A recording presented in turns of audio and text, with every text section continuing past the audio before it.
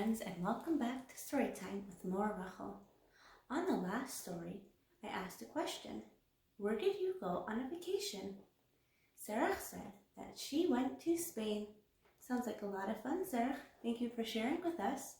And Jonathan said that he took a trip to France.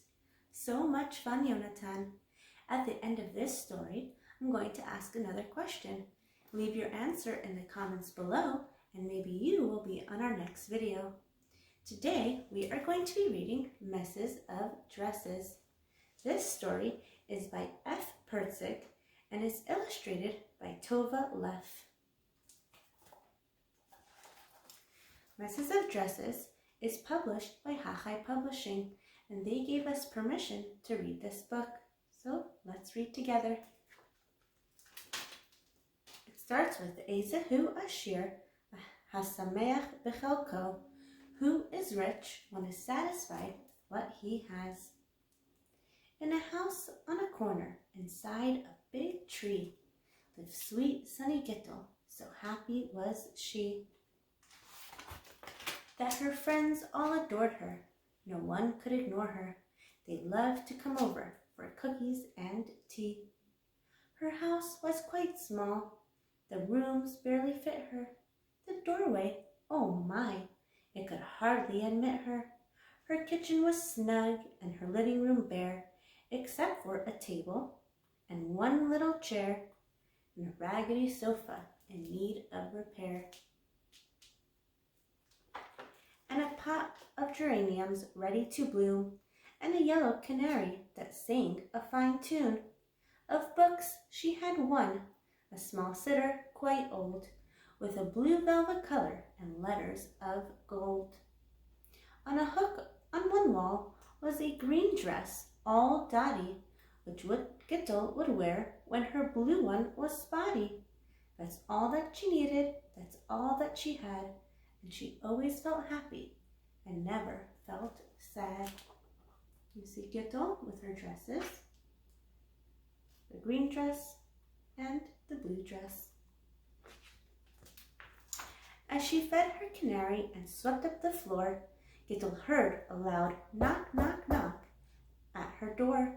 She smiled and pulled the front door open wide to welcome a guest who stepped right inside. "I'm Sarah Sachs," said the guest. "How are you? I've come all the way from 5th Avenue.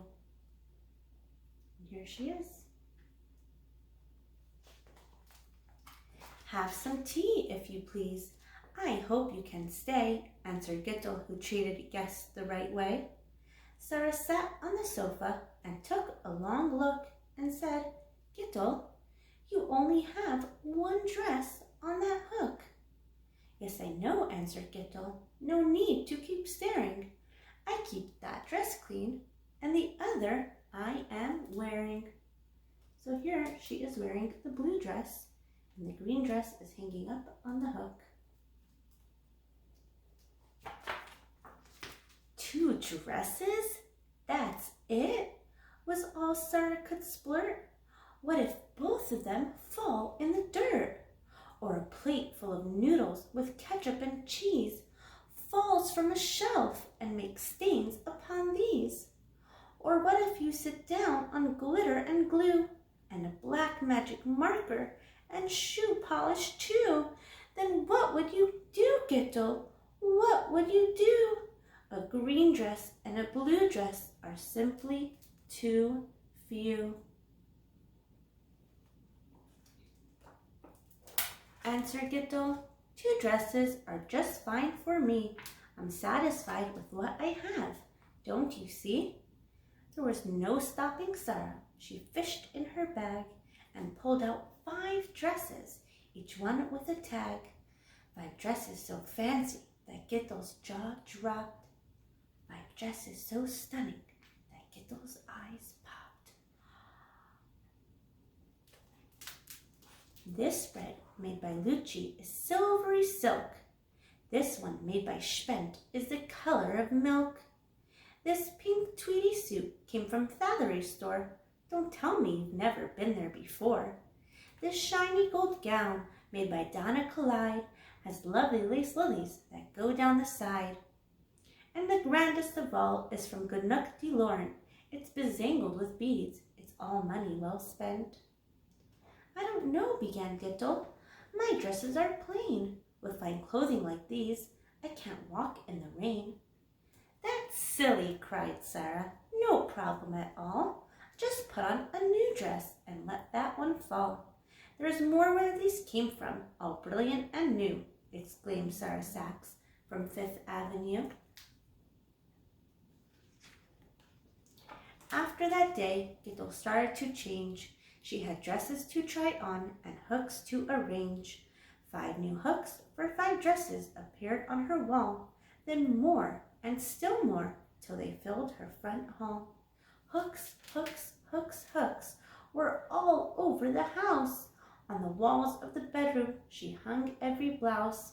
On the walls of the living room, lengthwise and down, Gittel busied herself hanging every new gown. No room to serve cookies and tea anymore. There were hooks in the kitchen and on the front door. The hooks are everywhere. She has no room at all.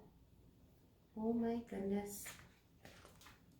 And this is how Gittel lived week after week, so busy with hooks she had no time to speak.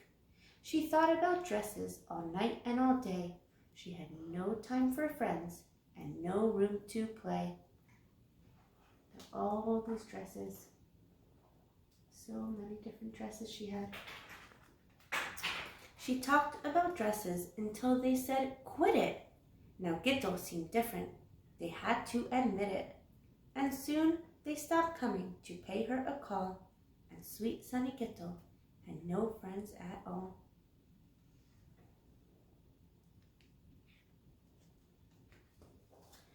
Still, Sarah Sachs came every day to her door, with dresses and dresses and dresses galore.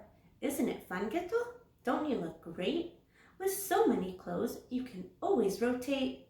There's no need to wash, and there's no need to wait. From now on, my dear, you'll never be late. Late for what? Burst out Gittel. She stared at the wall. And where would I go? I have no friends at all.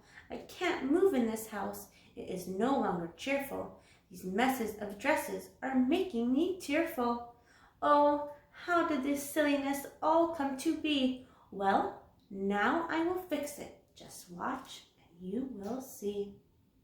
Wonder what she's going to do. Let's see. So Gittel began. She took down every dress and unhooked every hook till she cleaned up the mess.